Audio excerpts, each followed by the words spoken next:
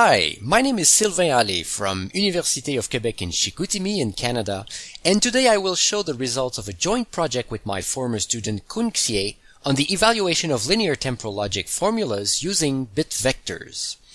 This work has been done in a particular context we call runtime monitoring, which is a particular form of software testing. In runtime monitoring, we start with an arbitrary system we wish to observe in order to detect any potential problems during its execution. To this end, the system is modified in some way so that we can be externally notified when it performs some actions or when it reaches some state. This is what we call the instrumentation, which takes the form of a movie camera in the picture. If we let the system and the camera run for some time, the information collected by the instrumentation will accumulate into a sequence of data elements. This sequence is often called a trace, and the discrete elements that form the sequence are given the name events. An event can represent many things depending on the context. For example, in a web server log, an event can be the fact that a specific page has been served to a specific IP address at a given point in time. In a video game being played by a user, an event could be the fact that the player's character loses a life or acquires a specific item. After the events produced by the system are collected, the last part of the work is to analyze them in order to assess whether the execution can be considered correct. Monitoring is therefore the process of observing a run of the system and to check constraints on its execution expressed on the events that can be observed in a trace. But how do we express these constraints? There are various ways of doing so. We focus in this presentation on an extension of classical propositional logic called linear temporal logic, or LTL. To the traditional Boolean connectives and, or, implies and not, LTL adds four new operators represented by the letters G, F, X, and U. The meaning of each operator is summarized in this picture. Suppose we have a condition called P, which can either be true or false at any point in a sequence of events. The events where P is true are marked as green circles, and those where it is false are marked in red. Applying the G operator on P is equivalent to asserting that P is true and remains true forever. Considering the larger circle that represents the current event, one can see that in the illustration that GP holds at this location, since the remainder of the trace is composed only of green circle. This is why G is often called globally. Due to time constraints, I won't be able here to describe the remaining temporal operators in detail, but they are fairly standard and have been widely studied in the literature. Just so you get the idea, here are some examples of conditions on sequences of events and how they can be expressed as simple LTL expressions.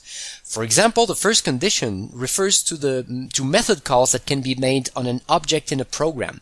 It says that a call to method next should always be followed by a call to another method named hasNext.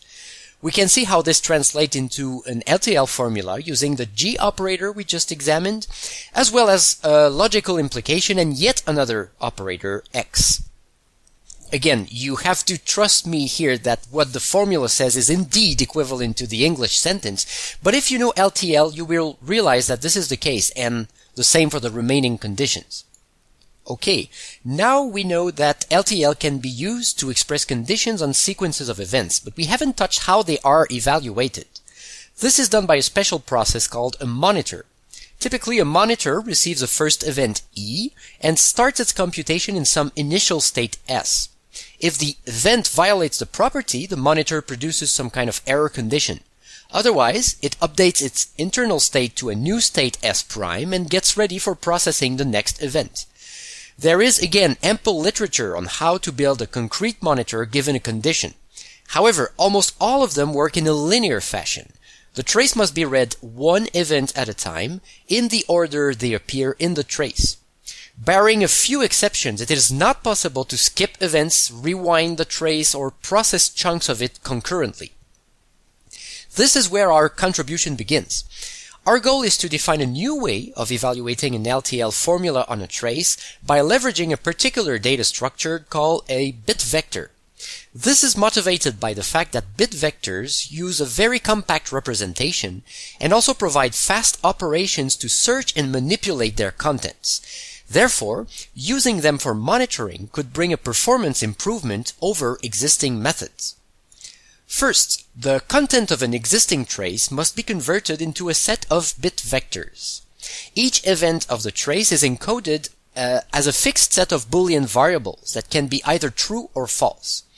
The original trace is represented by vectors Vx, one for each variable, where the bit at position I is set to true if and only if the corresponding variable is true in the event at position I. Then, to evaluate complex LTL formulas, we will define operations that will allow us to build new bit vectors by combining vectors already calculated for simpler formulas.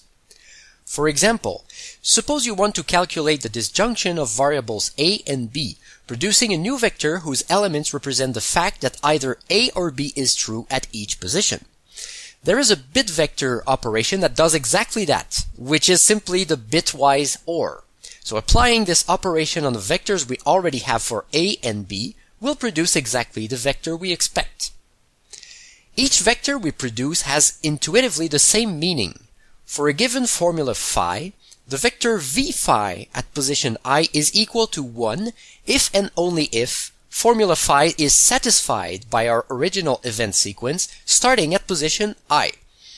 Doing so with Boolean connectives is direct, as we simply use the corresponding bitwise vector functions. The slightly less trivial part is to do the same thing for formulas that contain LTL temporal operators. Let us briefly examine these operators one by one, starting with the next or x operator. The goal is to create the vector for x phi, assuming we already computed the vector for phi. If you know the semantics of the x operator, you will realize that this is relatively simple. The value of x phi at position I is nothing but the value of the vector for phi at position I plus 1. Therefore, the vector for x phi can be obtained by performing a left bit shift of exactly one position on the original vector. This discards the first value of this original vector and creates a gap at the end which we fill with a 0. Let us now look at operator f. This time we locate in the vector phi the rightmost position of a bit with value 1. By the semantics of f, we deduce that all the elements up to and including that position in the vector for f must be equal to 1, and all the other ones are equal to 0. One can check that this indeed corresponds to the intuitive meaning we expect of this vector. Since the g operator is the dual of the f operator, its vector manipulation works in a similar way with the roles of 0 and 1 reversed. Finally, the last case we must define is that of until. This is the only operator that requires two input vectors, phi and psi. This time the pattern to look for is the presence of a contiguous block of 1s in phi, followed by a 1 at the right in psi. Whenever this pattern is observed, we can set all the elements in that range to the value 1 in the output vector. Whatever has not been set when the process ends is left to the value 0. I have to skip some explanations here, but more details can be found in the paper. We then proceeded to an experimental evaluation of these principles by comparing an implementation of an LTL monitor based on bit vectors to an existing system called beep beep. The goal is to determine whether bit vectors can indeed bring improvements either in terms of memory consumption or processing speed. Our benchmark is made of more than 50 LTL formulas of various levels of complexity. Each formula was evaluated on traces of 1 million events, and the performance of beep beep and our bit vector monitor were compared. It may be useful to tell the viewer that beep beep operates on event streams by piping them into a set of computing units called processors. This slide shows an example of a graphical representation of a processor pipeline and the LTL formula it corresponds to. Fortunately, these pipelines do not need to be created by hand for each formula. A front end called Polyglot automatically converts an LTL expression into the appropriate processor chain, and this is what we used in our benchmark. So how do bit vectors fare? The two plots here compare the number of events per second that could be processed for each formula for both beep beep and our bit monitor. It's easy to see that beep beep's performance slowly degrades as formulas become more complex, while such a trend is much less apparent for bit vectors. As a matter of fact, one should be mindful of the scale used in these two plots, which is not the same. By plotting both plots at the same scale, the advantage of bit vectors is even more pronounced. In other words, yes, bit vectors do improve processing speed compared to what beep beep does. What about memory then? Here the results are mixed. Depending on the formula, the advantage goes either to beep beep or to bit vectors. The plots here show the two situations. For formula S01 in our benchmark, beep beep has a clear advantage over the multiple variants of bit vector implementations we tested. It consumes a constant amount of memory compared to a linear amount for bit vectors. But for formulas like S02, the situation is reversed. This time, beep beep consumes much more memory than bit vectors. As we explain in the paper, this depends on the precise way in which temporal operators are nested within each other in a formula. The situation corresponding to S01 favors beep beep, while the other one gives bit vectors an edge. To conclude, our experimentation with bit vectors has brought a few positive points. Many bit vector manipulations operate on chunks of 32 or 64 bits at a time, giving us some amount of parallelism for free.